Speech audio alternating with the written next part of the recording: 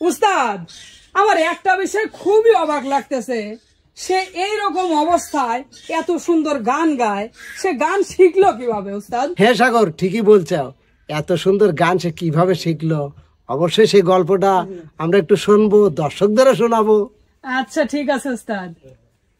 তাই যে আপনার এই অবস্থায় আপনি গান শিক্ষা কিভাবে করলেন?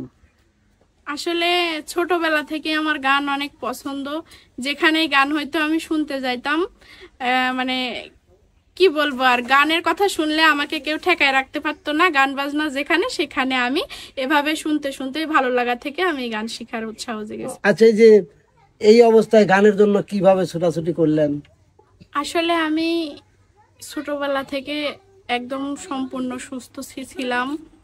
তারপরে হঠাৎ করে 9-10 বছরে বয়সে আমার টাইফয়েড হয়েছিল। তারপর থেকে এরকম আমি ছোটবেলায় সুস্থ ছিলাম, তখন যেখানে গানের কথা শুনতাম সেখানেই ছুটে চলে যাইতাম। গান বাজনা যেখানে আমি সেখানে, আমার কানে যদি গানের কথা পৌঁছাইতো আমি সেই জায়গায় না গিয়ে আর থাকতে পারতাম না বাসায়, ছুটে ছুটে যাইতাম, গান মনোযোগ দিয়ে শুনতাম। শিখার ইচ্ছা ছোটবেলা থেকেই ছিল। তারপরে আমার 10 বছর বয়সে সমস্যা হওয়ার পরেও আমি গানকে ভালো না বেসে থাকতে পারি নাই। গানকে অনেক ভালোবাসি, গান ছাড়তে পারি নাই, গান করে যাচ্ছি, ভবিষ্যতেও করব ইনশাল্লাহ, আপনারা যদি পাশে থাকেন। অবশ্যই হয়তো কোনো ওস্তাদ ধরে শেখা নাকি? জি। তো ওস্তাদের নামটা একটু মনে আমরা শুনি। আমার ওস্তাদ আব্দুল মালেক, উনি বাংলাদেশ বেতার রাজশাহীতে নিয়মিত দোতারা বাদক এবং টেলিভিশনেও গান করে, এবং সেই গীতিকার, সুরকার এবং বংশীবাদক। বাহ, মানে একের মধ্যে অনেক গুণ, একেই বলে হলো গুরুজন। আমরা আর কথা না বাড়ায় আর একটা গান শুনি। ঠিক আছে উস্তাদ। গোলা ভরা ধান আর পুকুর ভরা মাছ, আমের ডালি সামনে দেব খেতে যদি চাস, জেলা যাস আমার দয়রামপুরে যাস, তোরা নাটোর জেলা যাস আমার দয়রামপুরে যাস। গোলা ভরা ধান আর পুকুর ভরা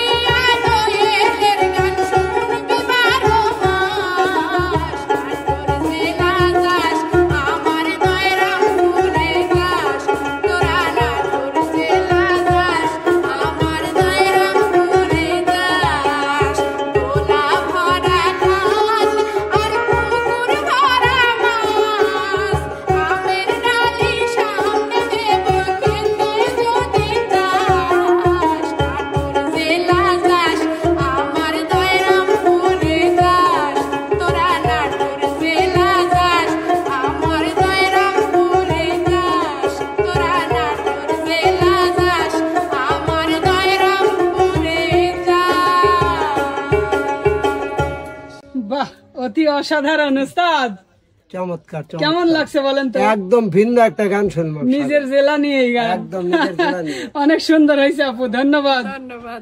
আর সুপ্রিয় দর্শক, আমাদের বৃষ্টি সরকার নতুন শিল্পী, নতুন প্রতিভা, গান কেমন গেয়েছে কমেন্ট করে জানাতে কিন্তু ভুলবেন না। ভালো লাগলে বৃষ্টি সরকারের সাথে থাকবেন, এসএস প্রতিভার সাথে থাকবেন। ধন্যবাদ সবাইকে, সবাই ভালো থাকবেন, সুস্থ থাকবেন, আল্লাহ হাফেজ।